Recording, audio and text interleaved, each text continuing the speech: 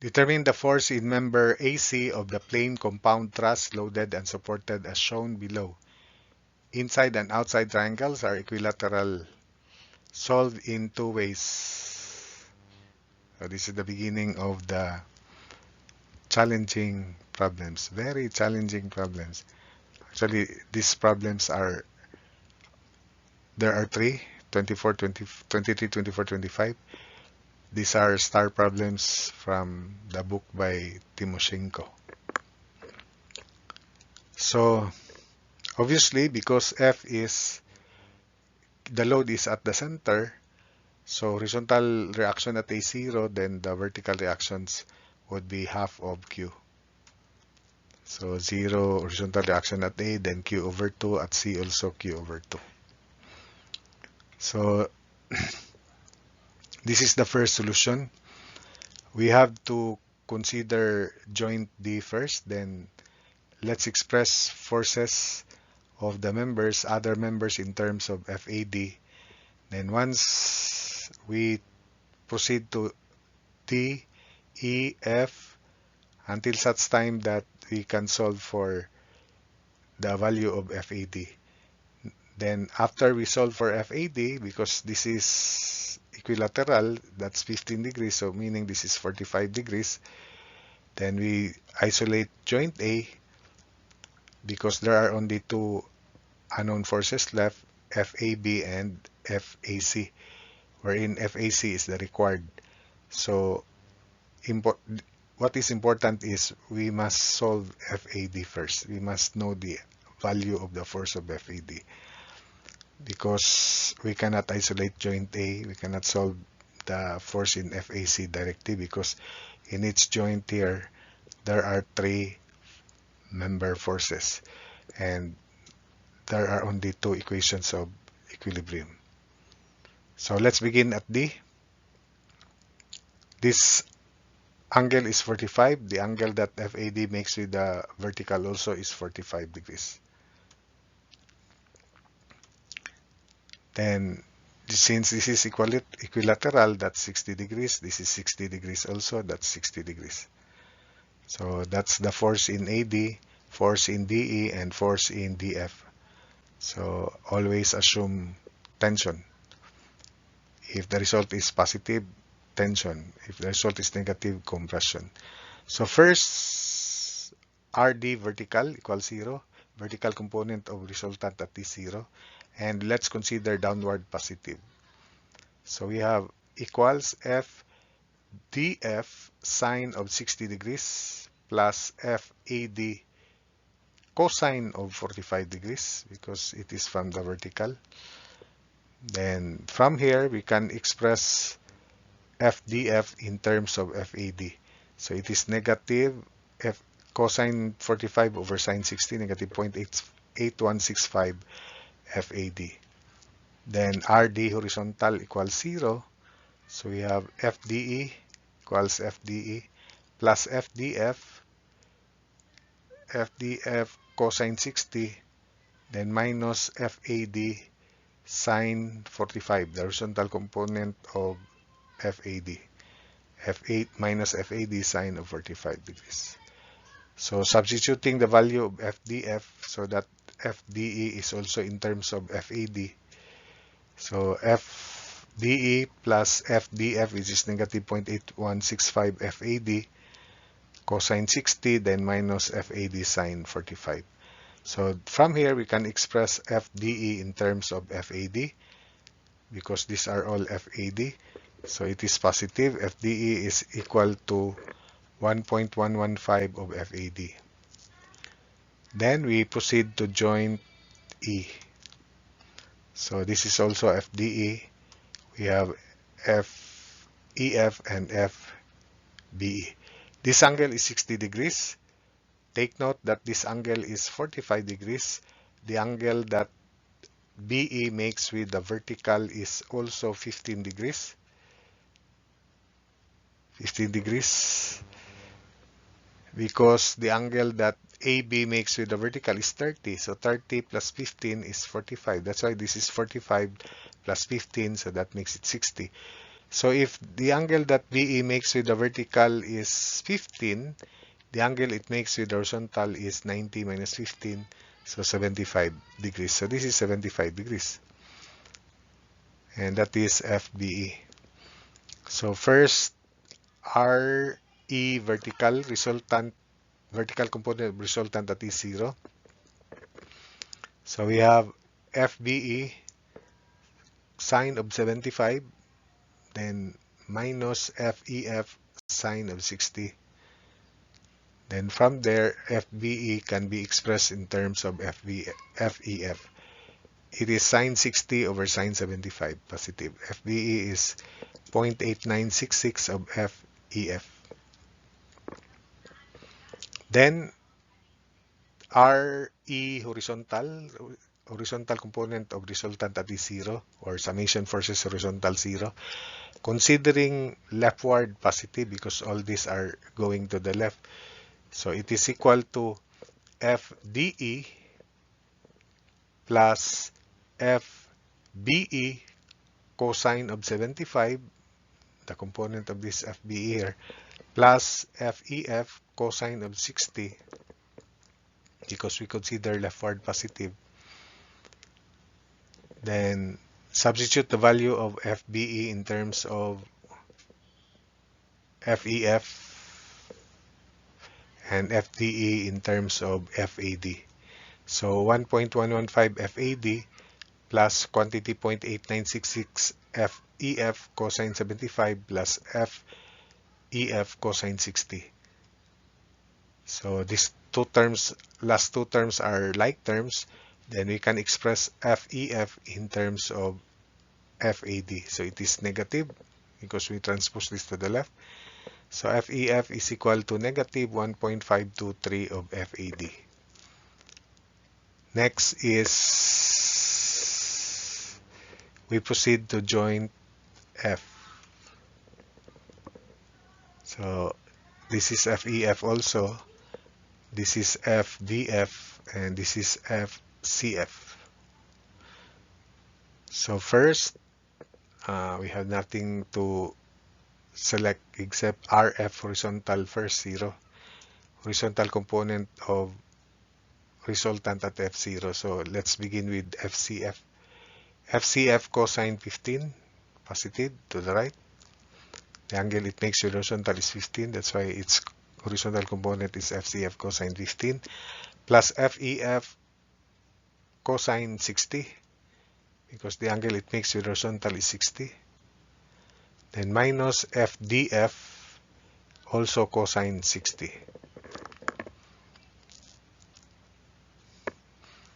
So FCF, FEF is negative 1 point, replace FEF by negative 1.523 FAD, then times cosine 60 minus FDF, which is negative 0.8165 of FAD from here, then times cosine of 60. So FCF can now be expressed in terms of FAD also. These two terms can be combined and divide by cosine 15.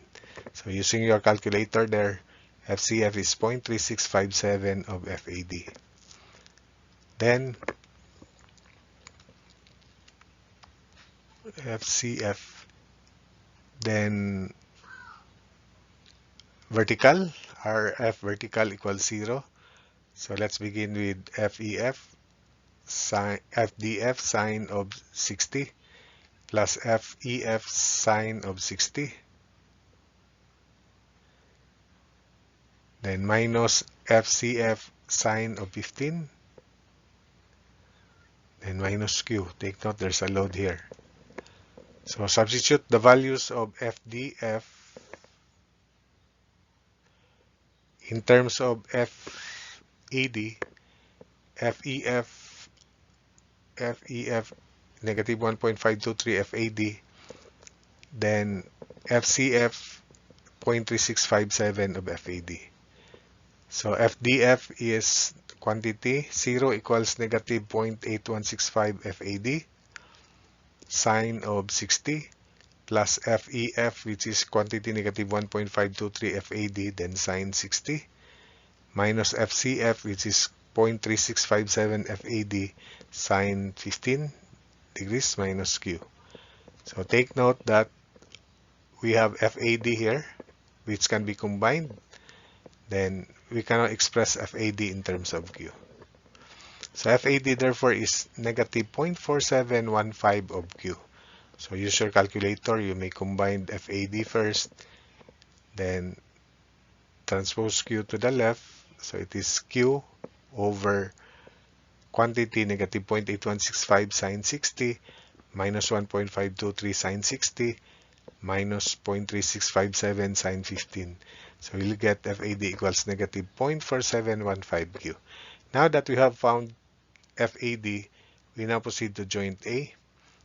So these are the forces involved at FAB, FAD, and FAC, which is the required. So red color. So we cannot solve FAC yet. We have to solve FAB first in terms of Q by setting RA vertical equals 0, or summation forces vertical equals 0 at joint A. So equals FAB sine of 60, the vertical component of FAB. FAB sine 60 degrees. The angle it makes with the horizontal is 60. Then plus FAD sine of 45. Then plus Q over 2. So substitute the value of FAD, which is negative 0.4715 Q. Then we can now solve FAB in terms of Q. So negative 0.4715 Q sine 45 plus 0.5 Q. Q over 2 is 0.5 Q. So FAB therefore is positive 0.4715 Q sine 45 to the left minus 0.5 Q divided by sine 60. So FAB is negative 0.1924 of Q. Finally, RA horizontal equals 0. So FAC plus FAB cosine of 60.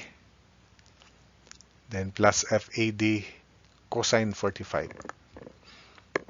Substituting values of FAB and FAD in terms of Q. So 0 equals FAC plus quantity negative 0.1924 Q cosine 60 plus FAD quantity negative 0.4715 Q cosine 45.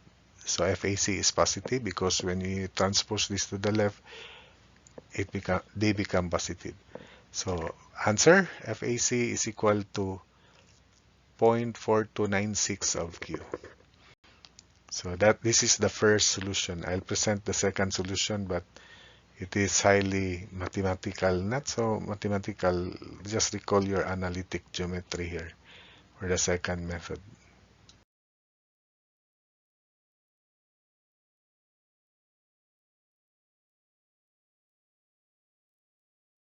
Hello, future engineers. This is level 23, solution 2. I uploaded level 23 to the trusses, part 5, but I found out that there was no pointer.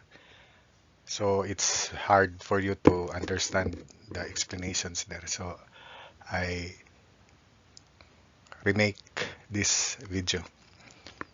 So this is the second solution. Remember that FAD was negative 0.4715 of Q. So for the alternate solution, let's show that it is also negative 0.4715 of Q here.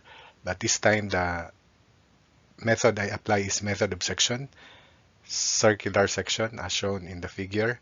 So there are three forces involved, FAD, FCF, and FBE. So we make FAD as the unknown to show that it is equal to negative 0.4715 of Q as in the preceding slide. So this is FAD. Then we have FCF and FBE. So remember that FBE makes an angle with the negative x-axis of 75 degrees, and this is 15 degrees below the horizontal. So we want to find this point of intersection between the line CF and BE using analytic geometry. So we will call this YF and this distance YD. Because this angle is 45, this YD here is also equal to XD.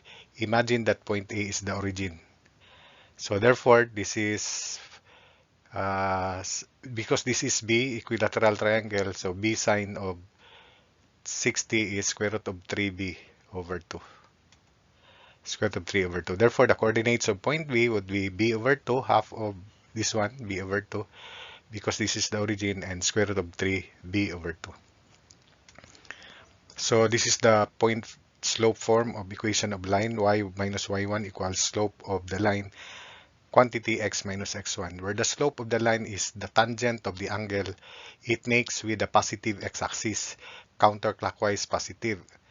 Or if it is clockwise, then make the angle negative, tangent of the negative angle. Remember from trigonometry. Because this is 75 degrees, the angle that line BE makes with the positive x-axis is 180 minus 75. So it is 105 degrees, tangent of 105. But it is also negative 75 if you make the measurement clockwise. So here I use negative 75 instead of tangent 105. But they are the same. So cosine from this right triangle, cosine of 15 degrees is B over 2 over distance CF, where distance CF is also distance AD. So distance CF equals distance AD equals 0.5176 of B. So knowing that this is 0.5176 of B and this angle is 45 degrees, then we can now solve YD, which is equal to XD because the angle is 45. Remember, the opposite and adjacent sides of 45 degrees are equal. So sine 45 degrees is YD over distance AD, which is also 0.5176B. So YD is equal to 0.366 of B, which is also XD as shown. So this is also 0.366 of B. So we now find the equation of line BE. Again, we use square root of 3 over 2 as y1 and b over 2 as x1. So y minus square root of 3 over 2b equals tangent of negative 75 degrees or tangent of 105. It's up to you. X minus b over 2. So simplifying, y minus 0.866b equals negative 3.732x then plus 1.866. Tangent of negative 75 times negative b over 2 is 1.866b. Simplifying, 3.732x plus y equals 2.732b. Call that equation 1. Next, line CF. So the angle that line CF makes with the positive x-axis is 180 minus 15, 165, or it makes an angle below the x-axis of 15 degrees, so negative 15 degrees. Instead of tangent 165, I use tangent of negative 15 as slope of line CF. So y, this coordinate C here is b comma 0, because A is the origin, so that's b, then y is 0. So y minus 0 equals tangent of negative 15 degrees times quantity x minus b. Simplifying, y equals negative 0.2679x plus 0.2679b. Then 0.2679x plus y equals 0.2679b. So let's eliminate y by subtracting equation 2 from equation 1. So 3.732x minus 0.2679x is 3.41x, then 2.732b minus 0.2679b is 2.4641b. From here, we can now solve x, which is xg, and it is equal to 0.7113b. As shown in the figure, that's 0.7113b. Then substitute in equation 1 to solve for yg. Yg is positive but very small. So 3.732 of 0.7113b plus yg equals 2.732b from equation 1. So yg is 0.0774b, which is this. So that's 0.07743b. So that we can have the moment arm. Remember that this is also 45 degrees. So we set moment at G0. Then there are two components of FAD, horizontal and vertical. The horizontal and vertical components are both counterclockwise about G. So moment about G counterclockwise is positive. Then there are two forces that must be involved, FAD and the Q, load Q. So for the horizontal component, so this moment G equals 0 equals FAD sine of 45. Then the moment arm is YD minus YG, this vertical distance here, YD minus YG. This is YD, this is YG. So I hope you understood the moment arm. This vertical distance of D from G is YD minus YG. Then the vertical component is counterclockwise also. This is equal to FAD cosine 45, and the moment arm is XG 0.7113B minus 0.366B. So plus FAD cosine of 45 degrees quantity 0.7113B minus 0.366B. I hope you followed. You can follow. Then finally plus Q, which is also counterclockwise, times quantity XG 0.7113B minus B over 2 or 0.5B. So that's the equation. So combining FADs, there are two terms. 0 for your ease of calculation, 0.4482 FADB. Then this Q here, 0.7113 minus 0.5 is of course 0.2113 QB. Cancel out B, so we can now solve FAD negative 0.2113 Q over 0.4482. And it must be close to this so that we will stop. So it's close, or they are almost equal. Therefore, that's the end, because the following solution would be the same as in solution 1. So therefore, FHC is 0.4296Q as in before. So the solution after this is the same. We isolate joint A, then set summation versus vertical to solve for FAB before summation versus horizontal to solve for FAC. So this is now the details because I have now the pointer, and hope you follow the solution.